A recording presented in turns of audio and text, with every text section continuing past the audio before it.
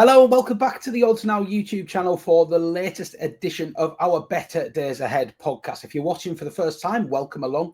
This is a podcast where we chat all things punting. It's me, Matt Hill, in the hosting chair alongside my co-host, betting enthusiast and data geek, Felix Morson-Pate. And this week's episode, we like to cover a different topic on every episode. And this week's episode is all about modelling. And no, I have not been picked up by Giacomo for their latest ad campaign. I'm afraid this is a different type of modelling, which involves numbers and spreadsheets and graphs and everything that a young Matt would have been interested in, but an old Matt is frankly quite scared of and does very little of. So that means the man on the other side of your screen, Felix, is going to be doing a lot of the talking today because Felix, we won't dive into the subject just yet, but it's worth saying at this point, modelling is very much your thing, isn't it? At work, out of work, you live and breathe this stuff. Yeah, this is a lifetime obsession with doing sums, and luckily I've managed to progress through my life from doing sums on paper to doing them on a computer, and now getting paid to do them. So should be an interesting discussion today. Good. Yeah. Well, I've got my notepad here. As you can see, I'll be taking notes just like people at home hopefully will, hoping that I can learn some lessons here to put into practice with my own betting. And on that topic, we'd like to start things off by talking about how the betting week just gone has gone. Felix, I can put you into bat first, or I can start. I mean, from my perspective, it was I had a good weekend on the golf. You remember me mentioning that I was quite well invested in both events last week, and hit the winner in the DP World Tour with Eugenio Chacarra. It was a real roller coaster, as it usually is when you back a winner in golf. He was in command. He was leading for two of the first three rounds, never away from the top end of the leaderboard. And then he started the final day double bogey, and dropped back to about fifth. And I was tearing my hair out. But as it was, I don't know if you caught any of it, the Indian Open last round, but the weather was horrendous. And yeah, I think he won it. I think there was about three players under par come the end of play. So he just held in there while others around him fell and got the job done. That was a nice winner. And then the darts Pro Tour, I had lesser spotted, backed both finalists on Monday, going price at 15-1 and Ian White at 300-1. So that was a great day. Yesterday, less successful. Yeah, I think all my guys were done and dusted by the quarterfinals, including Gary Anderson, who lost 6-5 to Martin Schindler in an absolute cracker. So yeah, it's been a really good week. I can't lie, it has. Disappointing day yesterday, gave a bit back, but all in all, a good week. How was your betting week been, mate? Yeah, not too bad. Pretty quiet. Nothing major. I had the disappointment of my Bournemouth anti-post ticket on the FA Cup come crashing down after deliberating all week whether I should cash out there. But no, I held firm. Obviously, they went 1-0 up. Went on to lose the game. So not great. But I did have some good Asian handicap winners on all the other three quarterfinals, so not too bad there. And generally across the weekend, the football was pretty good. This midweek has been interesting. Last minute Fulham goal last night, killing me for a 10-1 bet builder in the Arsenal Fulham game, which was quite disappointing. I had under 2.5 goals there, but I had covered it off with the same bet with under 3.5, so I did claw a little bit back. But we were talking a couple of weeks ago about the upsets in the Continental Cups. And Arminia Bielefeld, third division side, beat the reigning champs Bayer Leverkusen in the German Cup to go through to the final. I was on them at plus 1.25 goals, and they went on and won the game. I think they were 12-1 just before kickoff. And then you had Dunkirk, a third division French side, you know who went 2-0 up. I don't know what full-time score was in that Dunkirk PSG game, but I saw it at 2-0, and then I saw that they didn't win. So. Yeah, it was 3-2 to the best of my knowledge, but I mean, it says a lot, doesn't it? Dunkirk were 2-0 up after 38 minutes, and PSG were still trading evens to win in 90 minutes. Probably a good play. So obviously class did prevail there, but anyone for the overs backers, that was probably a good night. And then a nice winner on Bologna to beat Empoli to win to 0 in the Coppa Italia semi-final first leg last night. I think they got the job done 3-0 pretty comfortably, and a real chance actually there for Bologna to win some silverware. They'll play one of the two Milan sides in the final, but they'll be taking confidence from that impressive away result last night. So yeah, a steady sort of last 6-7 days, but generally up after what was a pretty horrid March. I'm hoping to turn things around in April. Well, new month, new start. Fingers crossed that we get some better results there for you in April, Felix. It's a busy one, isn't it, from a football perspective as well? I mean, we're at most games have got between 6 and 10 games left now, so it really is sort of crunch time. And I find it. I mean, I was chatting about this with Gab Sutton on the EFL betting show last week, and it's interesting how do you assess these teams now that have got either everything to play for or nothing to play for? Because obviously the logical angle is to just say these teams that have still got a lot to play for, I want to be with them and I want to be opposing teams that are on the beach. But it's not always that straightforward, isn't it? I mean, if you've had a pretty rubbish season and then suddenly you're stringing a couple of results together, the shackles can come off a little bit, and you sometimes see these sides that are just mid-table fodder actually finish with like 5 straight wins and carry momentum into the next season. And in the same respect as well, backing teams that have got a lot to play for, I mean, they're also playing under intense pressure as well. So it's very, very tough to actually. I don't think it's as black and white as backing the teams with something to play for, opposing the teams that have got nothing to play for. To me, it's a little bit deeper than that. I mean, you got any thoughts on how you approach these kind of games at the back end of seasons? Yeah, it's tricky. I mean, I think back to Crystal Palace last season when Glasner came in and they were sort of just finishing around their usual 11th to 14th. And they went on that incredible run, didn't they, to the end of the season? And I think if you'd have been trying to fade Palace in the last 2 months of last season, that'd have been, you'd have lost a lot of money there. And I do agree. I think the balance between needing results but the pressure you're playing under is a tricky one to get right. And I do think sides like Fulham and Brighton this season could actually be teams to get with towards the end of the season, because they're still in with a very, very slim outside chance of Europa League and Europa Conference League football. But they know the pressure's not on them to go and do it, so they can go and play. Fulham will want to prove a point after a pretty disappointing quarter-final exit. Brighton, to a lesser extent, will as well. And I do think sides like that, where there's an outside chance you go down the EFL as well, and sides that they've got a sniff of the playoffs if they play well, they're probably the sides that are more likely to just carry on a little bit of momentum than the sides that are in the driving seat. They've got maybe a 2-3 point gap, and they're having to hold on to that pressurized situation. So it is tricky, and I do think at this stage of the season, you probably should be following the market a little bit more than maybe you would earlier in the season, certainly pre-Christmas, because even if the initial opening odds don't necessarily factor some of this stuff in, you can bet your money within 48 hours the market will knock it into shape if there's a motivation or an injury issue.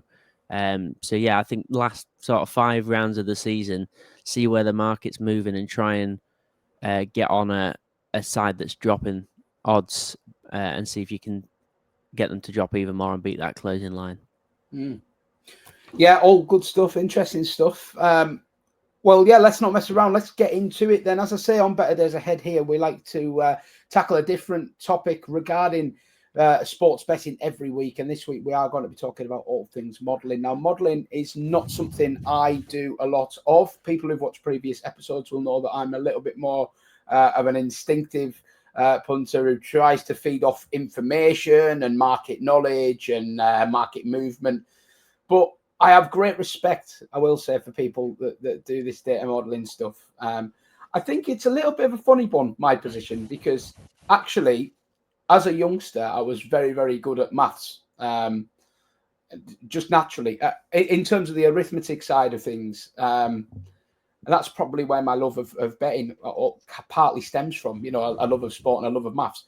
But as soon as it got to sort of more like Pythagoras theorem and all these kind of slightly more left field concepts, I kind of lost interest. I just like doing quick adding, quick working out, quick maths. So that's probably led me away from that kind of things, because in another life, I could have sort of gone and done like a maths degree, and maybe I would have been, you know, very similar to yourself, Felix, with this kind of model first and data driven mindset. But because of that, I do have a respect for the way people do it. I think my underlying fear is just that I don't think, because I've lost 10 years in not doing it, I don't think I could catch up to the people that are doing it well. I think it's like it's cyclical, and I kind of think, like, you know, that they'll come to a point where everybody's trying to do it with data, and then maybe you get your edge in a non-data way. That's kind of what I'm hanging my hat on. But yeah, talk to me about your journey with it. Obviously, you said you've always been obsessed with maths and stuff, but like modeling as well, for anyone that's not aware, like, tell us a little bit about what modeling actually is. What does that process look like? Yeah, so I mean, in terms of my journey into it, there's a couple of sliding doors moments that I can think of that if they hadn't have happened, I probably wouldn't be in the position I am today. One of them was a very, very late change in my GCSE options from product design to computer science. I'm talking like 2 months before I started doing my GCSEs, I changed this subject, and that opened my eyes to the world of Python, which, for anyone who doesn't know, is, I think it is now the world's most popular programming language. It's very general use, multi-purpose. You can use it to do pretty much anything. And that just absolutely clicked with me. And I ended up going on to do a computer science GCSE and A level. So that was 4 years of Python education that I got given, and then took it off my own back and continued to do that in university. I think the other one would be accidentally buying the book Moneyball, which is probably the seminal book on data usage in sports. I can't remember the exact scenario that led me to buy it, but I first picked it up and I really struggled to get into it at first, the first sort of 4 or 5 chapters, and then eventually read it. And I'm not joking when I say I must have read it 20, 30 times since, and then saw the film. And that basically led me down a rabbit hole of, oh, you can use numbers in sport. And then eventually that convinced me when I was about 16. I got my heart set on doing biochemistry at university, and then had a chat with some of the maths teachers at school, having read these books and a couple more. There's the Numbers Game by Chris Anderson and Dave Sally, and Soconomics by Szymanski and Cooper. And in conversation with them, decided actually probably maths is the route I want to go down. And then even at A level, there's a more specialization. So you do 3 different strands of maths at A level: pure maths, which is all the sort of algebra and geometry and all the stuff that everyone hated in school, me included at times. You've got mechanics, which is sort of the physicsy side of maths. So the angle of something going up a hill and how much gravity is going to affect the speed it can go up the hill, things like that. Never got on with that myself. And then statistics, which is all about probability. What are the chances of something happening? How can you describe a range of outcomes? How can you predict random events? And that's the bit that clicked with me.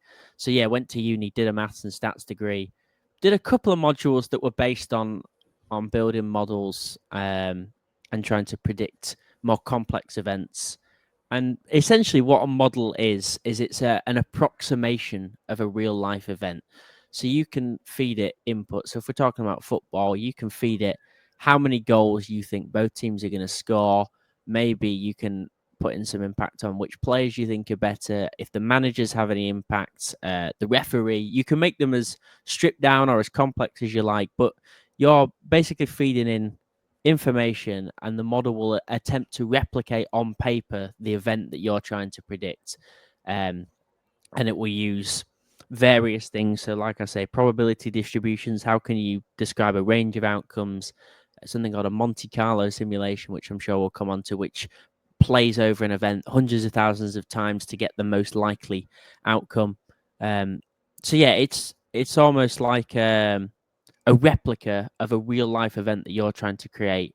You're feeding it with data, but it doesn't just have to be numerical data. You can put in subjective information as well, and it's going to help you find what are the chances of all outcomes happening in a nutshell.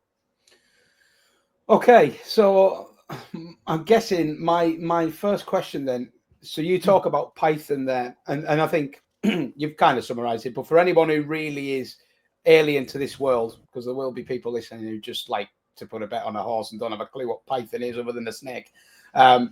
You're writing code there, aren't you? It's basically coding and creating things using code, Python being the type of code.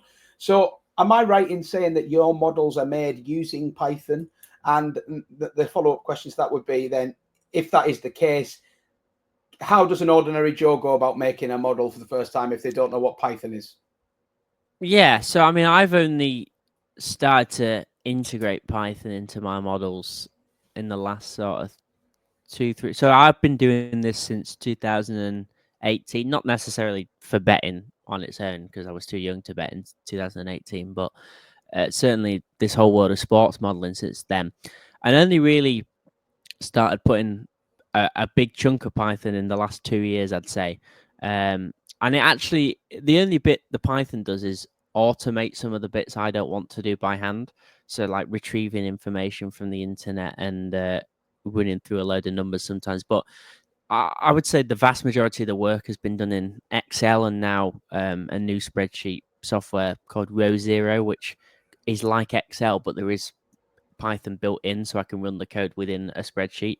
But if you've got any knowledge of Excel, you can start to build even a basic model. You can copy and paste data from the internet. There's a lot of help online on Microsoft forums and things like that with the formulas you need. Excel's inbuilt formulas are quite good because when you type a formula in, it tells you what piece of information that formula needs to be able to work. I do think the errors are quite helpful on Excel as well. So if you do something wrong, it'll tell you where the error is and what cell.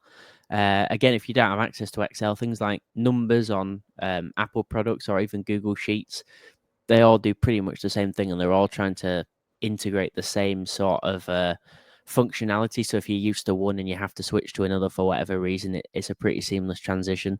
But even you could do it on a piece of paper and a pen and a calculator if you really wanted to go that basic and sort of move up the steps to Excel and then maybe code and then even artificial intelligence if you want. It's just about knowing what things you want to go into the model.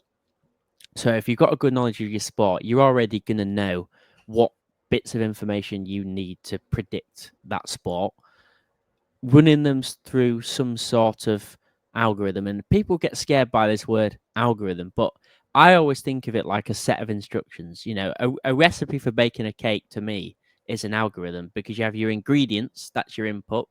You have your recipe, what you need to do to them, that's your algorithm. And then you get your final result, which is a cake. Now, how well you follow those instructions and how higher quality your ingredients are is going to determine how good the final cake is. And I do think that is quite a good approximation because your model is only ever going to be as good as the data that you're feeding into it and the processes that you're running that data through. So if you literally just put two teams' expected goals totals into a model and say pick one at random, you're never ever going to replicate football as if you have something that runs through all 90 minutes. It does the team score in this minute, yes or no? If they do, add a goal. Do that hundreds of thousands of times. So I think you can start at a really basic level and work your way up as you feel more comfortable. But the process remains the same. Have some good starting data, do something to it in a unique way, and you get a good output. Okay, I think that is a pretty comprehensive overview of how what a model is and how it kind of can be formulated. So my next question, and this is pretty much a question and answer session at this point, I admit, but my next question would be: so what makes it plausible that I can create a model that the bookmakers haven't already kind of done, because I'm aware that all these companies have like several, up to hundreds of quantitative analysts working for them who specialize in this kind of stuff. And if I can think of looking for data of how many corners the teams had in the first half, I imagine they've got a similar data set, maybe better. So that's always my fear with this kind of stuff. Like, can I realistically beat the bookmaker? I know you're talking about finding a unique edge, but it is hard in this day and age. Yeah, and it really is difficult, like you say. And now, having worked on the other side, I kind of have an overview of what goes into pricing some of these markets now as well. And what I would say in general is you can do it as long as you love your sport and you kind of think about it in a different way. And like for yourself, for example, if it was on the darts and you've got a unique way of thinking about it, so you like to go for people sort of at the bigger end of the market, you might not necessarily have access to different data to the bookmakers, because generally everyone's fishing in the same waters when it comes to data, unless a new data source comes along and you can be the first person to do that, like the likes of Benham and Bloom were with XG in football. And now every man and his dog is using it, and the prices are probably wrong on the teams that don't have IXG now. But in terms of looking at the data and trying to find unique angles on it, so either spinning it in a different way or looking at certain subsets. So you might look at, I don't know, the guys 33 to 64 in the order of merit. And you might go, right, I'm going to toss out the results against the top 32 because the top 32 are a class apart. They're probably going to stay there now because of all the prize money changes that makes it impossible for anyone in the top 16 not to qualify for every event under the sun. Let's have a look at their results against players from 33 to 128 on the Pro Tour. How often do they win? What percentage of their legs are they winning? What are they averaging? So if you can split it into these subsets, not necessarily small subsets like head-to-heads, because apart from, I don't know, the Premier League players, you're only getting maybe 5 head-to-heads across a career.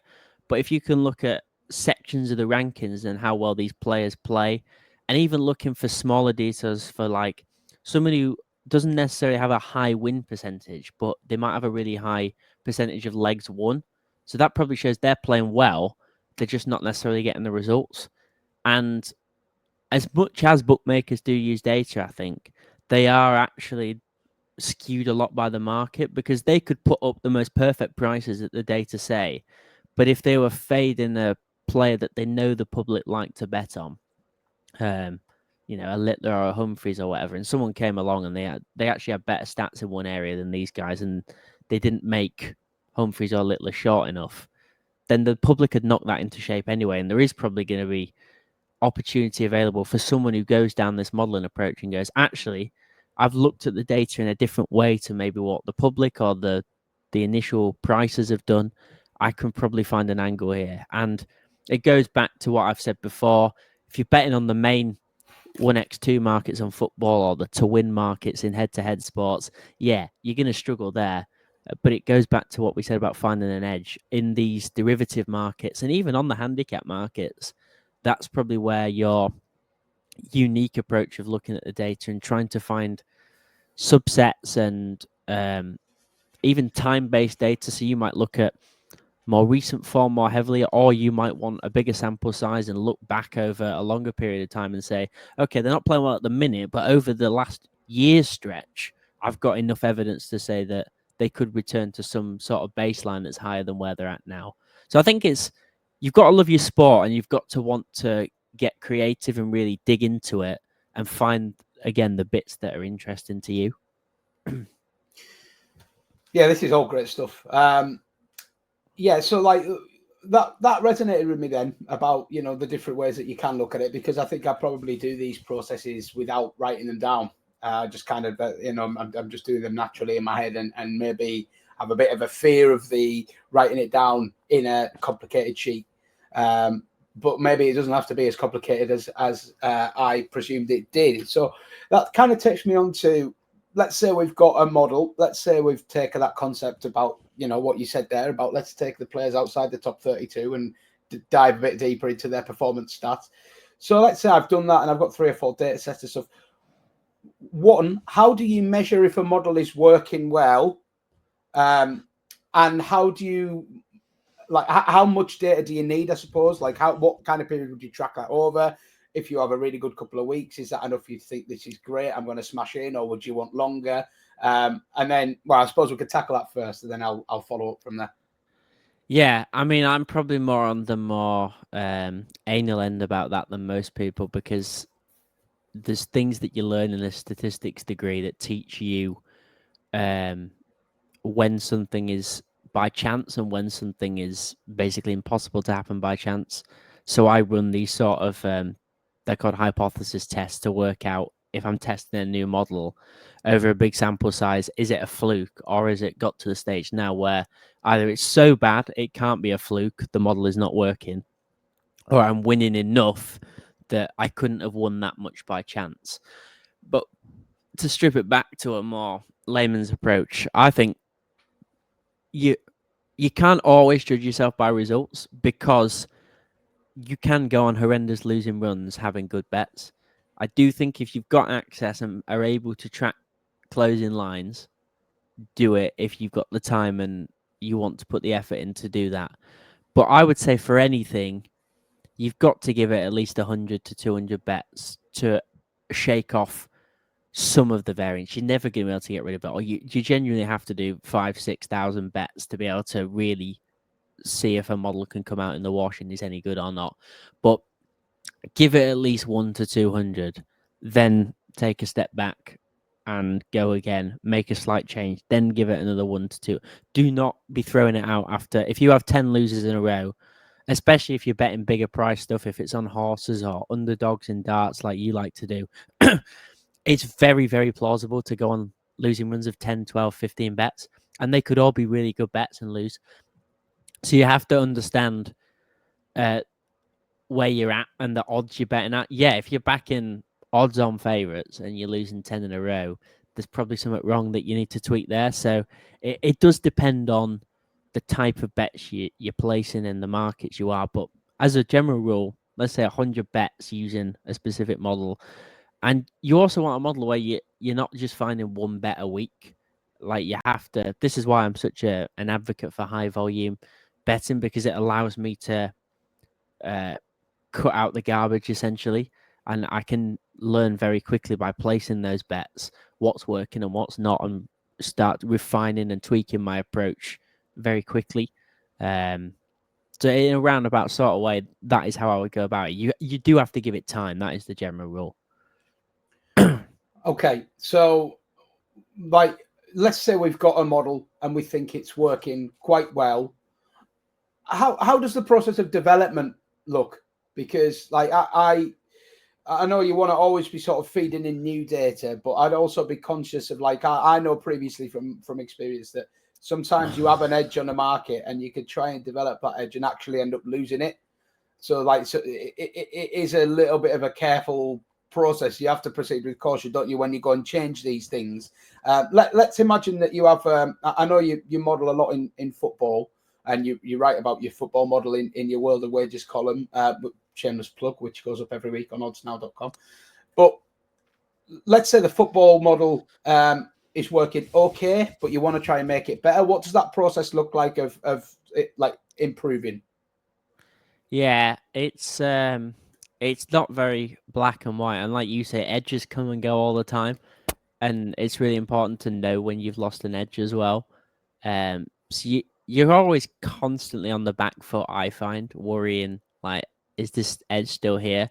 But in terms of that refinement, you can't really do it unless you're tracking your bets very well, and that goes back to when we talked about staking, making sure you're tracking your bets, what markets you were betting on, what the closing line was, if you've got access to that, all those sorts of things. And that, again, that allows you to dive into subsets of the data. So personally speaking, I like to look at my splits between favorites and underdogs. If I'm betting on Asian handicaps, it'll be minus handicaps, plus handicaps, and I have a separate one for draw no bet, although that is quite a small subset.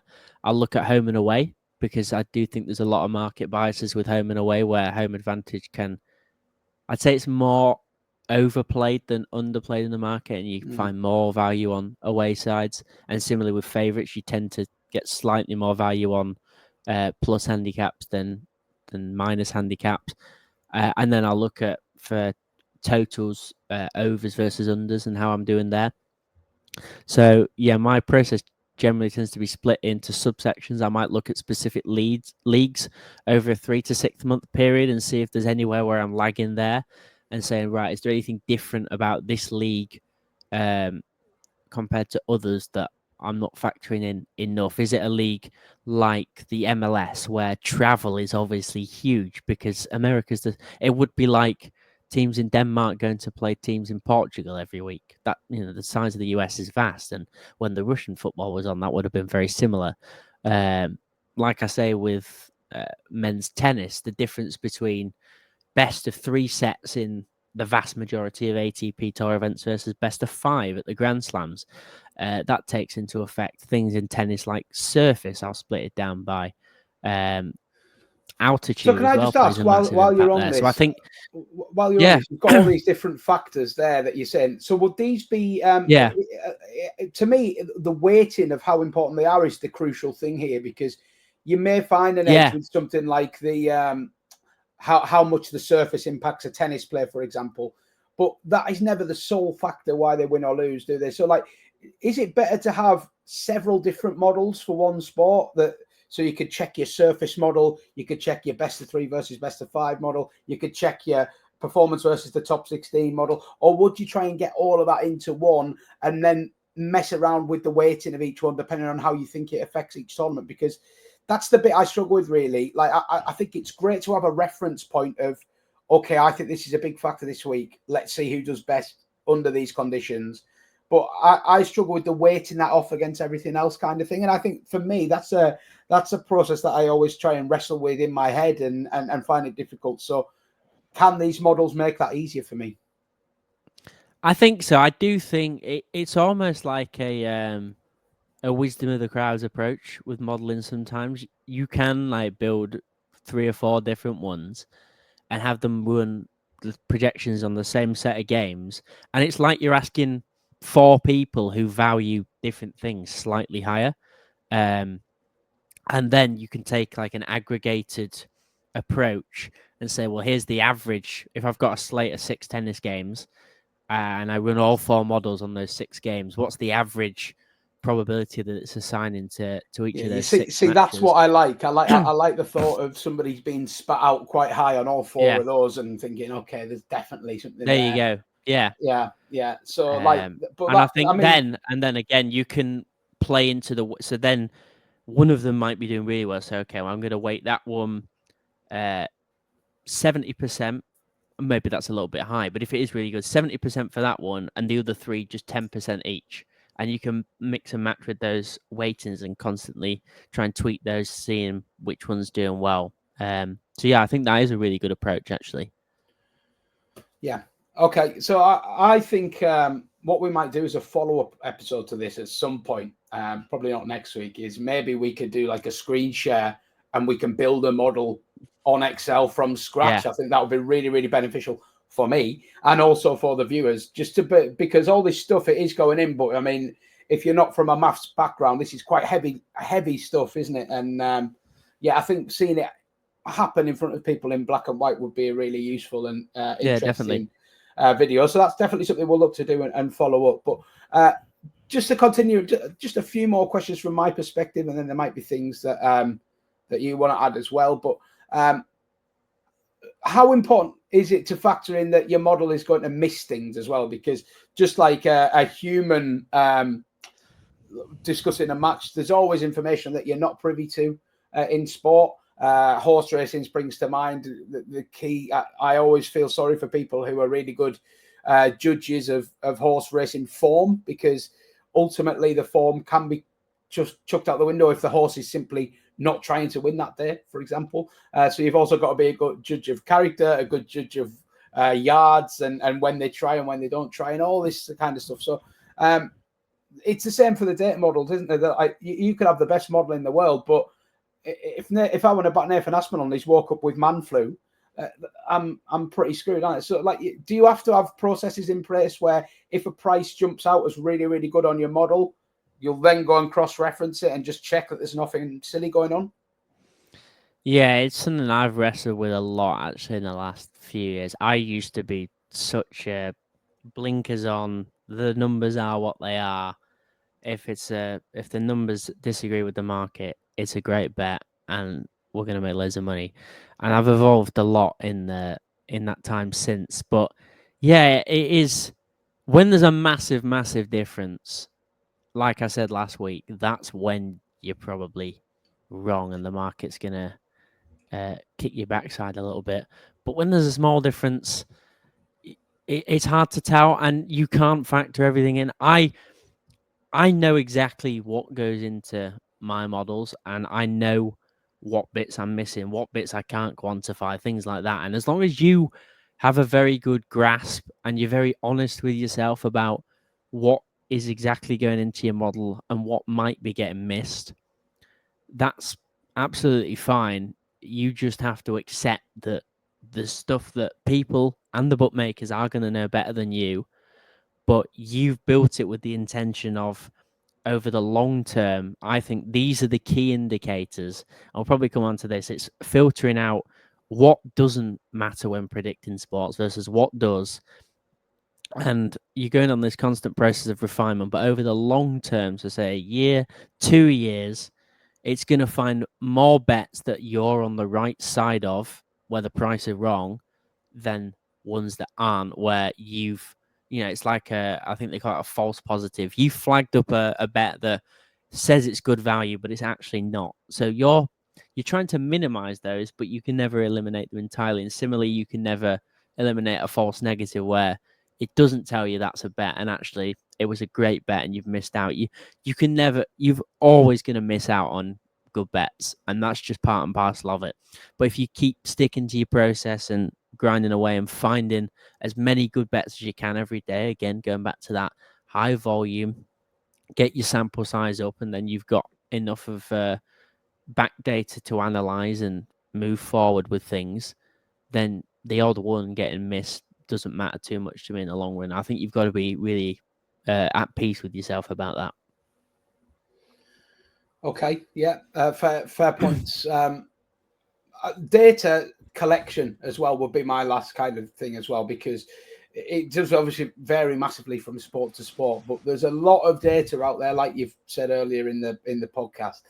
How do you know that a data set is reliable? Because I mean, we've discussed on this podcast even in the last few weeks, even things like Opta and Stats Perform getting things wrong. So do you have a process for kind of vetting out data tracking, and what would be red flags about a potential data point? Like, are there things to look out for when it comes to choosing, like, this is where I'm going to get my data from for this? Yeah, so firstly, like I say, know what data you want to collect. There is some stuff, possession in football is more or less useless when it comes to predicting. It tells you how a team plays, but it doesn't tell you who's going to win a game. And I think Leicester winning the league 10 years ago absolutely blew the doors down on possession as a good stat in football. And similarly, there's other sports as well, like I think aces in tennis. Again, there is more of a stylistic component than a predictive one. So knowing your sport well and filtering out some data, and that's a process that takes time. Maybe you do include stuff that isn't predictive, and you start losing, and then you start filtering bits out and adding new bits in. In terms of going to find data, everything I use is completely free. There's so much free data out there, and I don't feel you have to pay for anything at all to get an edge. If you want to, that's absolutely fine. But if you are paying for it, make sure there's a reason and you're actually going to really refine it. Never take the raw data at face value in terms of just plugging the raw data into your models. You need to do some sort of adjustment to it based on your own criteria. But also, yeah, like you say, trust in the validity of that data, I suppose. Where possible, use like an official source. So American sports are really good for this. Yeah, the go-to source for stats in America is MLB.com, NBA.com. NFL.com, because the league records those stats. It's a bit trickier in football because you've got every individual league, and like at work, I'm in charge of pricing Turkish Super League. They don't even have a league website, so I have to go to third-party data providers. There's no single data provider that has a contract with the league either. So it is tricky. Generally, these sources are pretty reputable, and they might miss, 1 in 1,000 pieces of data might be a mistake, and maybe 1 in 1,000 is probably a bit too high. 1 in 10,000, I'd say, is an acceptable error rate. But by and large, if you've got 2 or 3 data sources for football, try and cross-reference them. So, like, if you've got who scored, you've got FOTMob, and maybe you pay for Y Scout as well. Wouldn't be paying for Y Scout for the data, but maybe you want a bit of access to videos, things like that. Let's say an FB ref, sorry. So who scored, FB ref, FOTMob. If you're getting more or less the same stats on the top leagues for those 3 competitions, then yeah, you're onto something good. The other alternative is to collect your own data, which is obviously massively time consuming, but it can give you a massive edge in competitions where there's not a lot of data. So lower level leagues in football and maybe the ITF futures circuit in tennis. So that is an option, but don't start there. Definitely learn how the top level data works, and then maybe you can go into processes of collecting your own. But again, the raw data doesn't matter too much to me. It is about what you do with it. So again, that's a process I've evolved over the last 6 or 7 years. Is the inputs have generally stayed more or less the same, but it's how I'm contextualizing them and accounting for things like smaller minutes versus larger minute samples, and weightings between different competitions, things like that have actually helped me refine the model rather than just the raw data itself. Okay, last one from me then would be AI, because it's becoming more and more prevalent in our life, in our work, and God knows what else that a lot of people aren't even privy to, that it's impacting actually in this modern world. How do we use AI for the benefit of our models? I mean, I'm sure we've all at the point now of having at least had a play around with ChatGPT and been amazed at what it can do for you and how quickly. So surely there's an advantage there in using AI in modeling. Yeah, it's quite good we're talking about this, because it's only been in the last 2 weeks or so that I've really done more than dip my toe into AI and seeing what it was. And I've been blown away by some bits, and I'm already starting to integrate it into some of my models. Again, the most useful thing I'm finding for it at the minute is data retrieval. So, like, some of the websites that I use for my football data, they can't be scraped, which for anyone who doesn't know what a scraper is, it's basically you write some code and it pulls the information off the website for you. But it's blocked my scraper, so I was having to do bits by hand. But the AI that I've been using, Grok, has been able to help me speed up that process. Still not perfect, but with a bit of gentle steering, it's doing a pretty good job. Can I just interject there? Just because, I have had some experiences, playing around with it, and it may have improved, but I believe that sometimes AI has a difficulty with like real-time data. So it might, like, information from the last week or two might be a struggle. It might, only go up to a certain point. Now, I don't know how quickly that's evolved, because I encountered similar issues like 3 or 4 months ago, trying to get it to do some predictive stuff. But yeah, is that still a problem in your experience with like really stuff? Less so now. So certainly on top level stuff, and using Grok, like I said, because it pulls from the internet and from the X timeline in real time. So if it's something that's widely talked about, so on the Premier League, it's absolutely brilliant. League Two, there's still a couple of players that thinks are playing in League Two that aren't, or so it thinks Nathan Lowe's still at Walsall is the example I can think of off the top of my head. But by and large, it's improved. It seems to improve massively every sort of month when I periodically have gone back in and checked it. But it's also really good for writing code. So, like, there's bits in Python I didn't know how to do, and I've asked it, I need my code to do this, and it will just print out the Python code for you. with comments as well. And that's the most important thing when you code, is writing comments so other people can read it. So I can dive into the code it's made me line by line and work out, oh, so this is what this bit does, this is what this bit does. And then I can build on top of that. So that's providing a really good foundation for me. And I think if anyone is learning to code, I would say that AI is the way to go about it, because I was going to say that. So if I'm a complete novice with code, is AI a good starting point, maybe, or do I need to? Absolutely, and you can, because you can tailor it to the sort of code you want to learn rather than online. It'll go through a course, and the first thing you'll learn to do is print "Hello World," and then you'll learn how to like add a list of numbers together, and that's all well and good. But if you just want to dive headfirst at the deep end, you can say, "Right, I want you to." Can you draw a random number between 1 and 10,000 times and show me the spread of that data? And it will write you the Python code, and you can run it, and it will explain exactly what it's doing at each stage. So that's been massively beneficial for me to be able to dive into more complex approaches to Monte Carlo simulations and aggregating results and displaying them in graphs and things like that. So it's easier for me to read.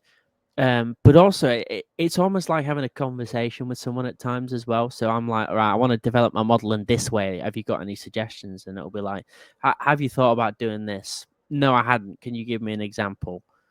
Here you go. Okay, I don't quite like that, but maybe if we did it in this way, and it'll run it. And it's almost, I call it rapid prototyping.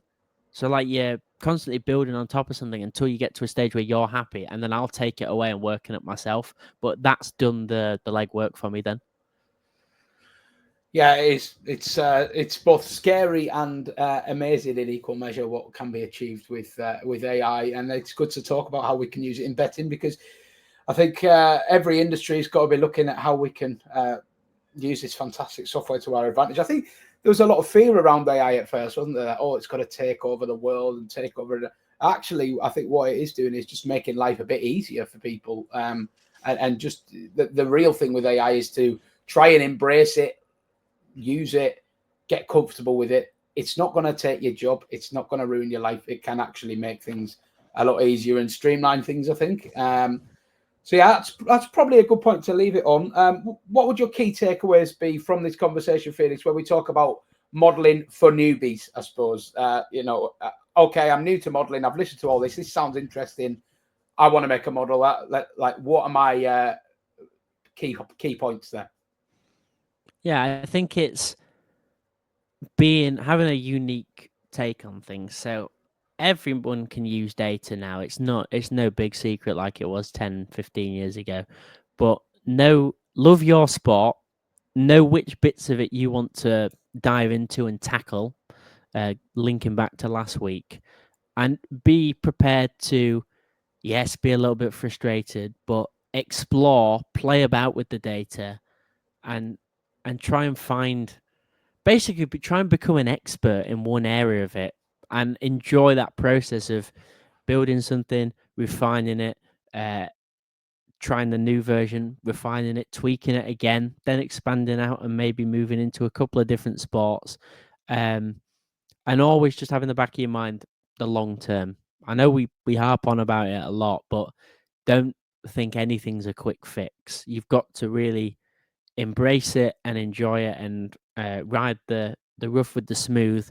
But over time, you can really develop something that is unique to you. And I think that's the most important bit for me. My models, I know there's a very slim chance anyone's doing the same thing that I'm doing. And if you go and build a model, you're probably the only person that's going down that avenue, and that's quite a cool thing to say.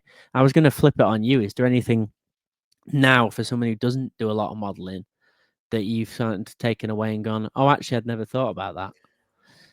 Yeah, I mean, look, I've toyed with it. I have toyed with it in the past because I've just thought I'm kind of so reliant on my intuition, and that is the way I like to handle things. That is my sort of personality. But I do think sometimes just writing it down and being able to confirm things that I have a lot of things of, I think this, and it turns out to be a really good hunch, but I can't quite quantify how I got there. And I think that's where the model would help me, just like streamline the process. If I wrote all down all these different factors and did some simulations, I would probably learn a little bit about myself, I think, in terms of like, okay, so I obviously have quite a strong weighting for this factor over this factor, because, you know, that model is more like how I would perceive the value rather than that model. And it may open my eyes up to new things. So I can't lie, it does tempt me to try and craft a model on my dart stuff. I feel a little bit more equipped to do it now after this conversation. I'm still a little bit scared of formulas in Sheets and Excel and stuff like that. But I think if I could get AI to help hold my hand and maybe you to hold the other, maybe I can do it. Maybe the follow-up episode should be me making a model with your instruction. You know, maybe that's the way we do it. But yeah, I really interesting stuff. And, all I'll say to everyone is just remember the cake analogy. Okay, well, I have very little trouble thinking about cakes, so that should serve me really, really well going forward. But Felix, I really enjoyed that chat. Let's move it on then. We like to round off the podcast with some chat about the week ahead.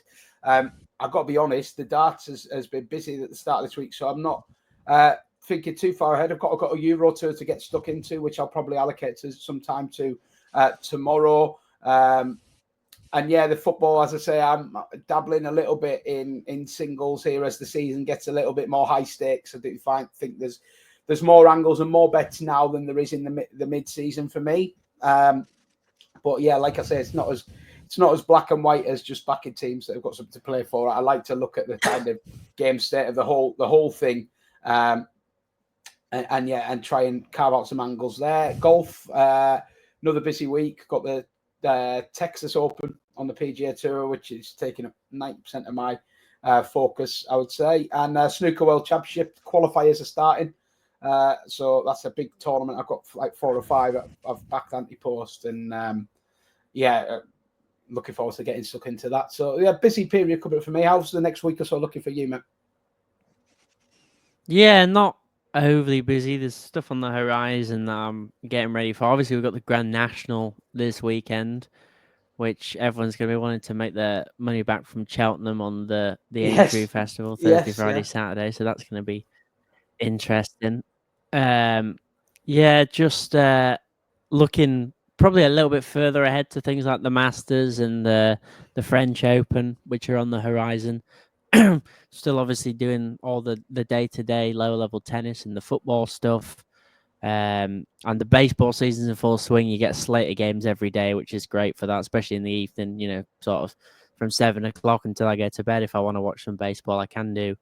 It's a great sport because they play 162 games. So going back to the whole episode of data and modeling, it's the sport where it all started. You get such a big sample size of data, and it's probably the sport where records have been kept the best. So you've got full records of every professional baseball game going back to the 1870s. Wow. And the game's barely changed. So like you've got a massive historical toolbox to play with there. So that's been it's been a slightly profitable start. Obviously, any sport is tricky early season, but already some trends are starting to emerge, and I'm sure some prices will already start shifting. And the weird thing with baseball as well is they play like 3 or 4 games back to back against the same team. And the biggest driver then of the prices is the starting pitchers.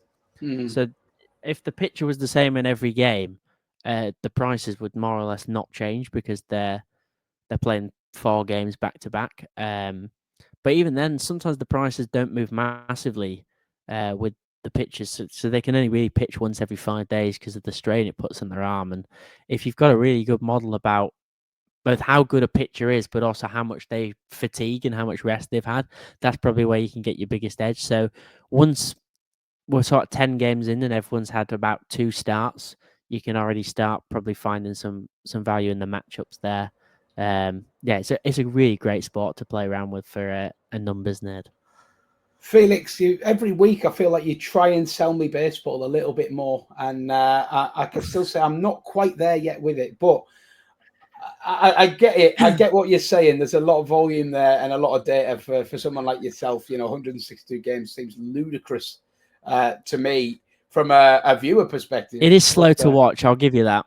Well, I'm just thinking it's a slow sport. we're playing the same team 5 times in a row. I mean, the fan experience for me doesn't feel great there.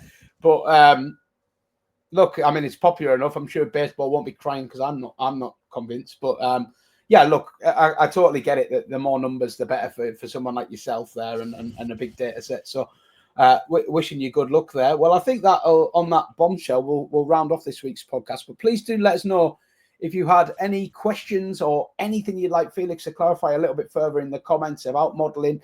If you'd like him to build you a model, I'm sure he'll do so for a large fee. But yeah, like I said, we'll try. Well, small fee. There we'll go. We'll try and follow up with a more visual demonstration of this because I think it will be useful for people like me. And I'm sure there's plenty of viewers out there who quite like the idea of having a model, but maybe just a little bit too scared to actually go ahead and try and do it. So that'll be on the to-do list. Let us know if you've got any topic suggestions for coming weeks of podcasts. We'd love to hear them.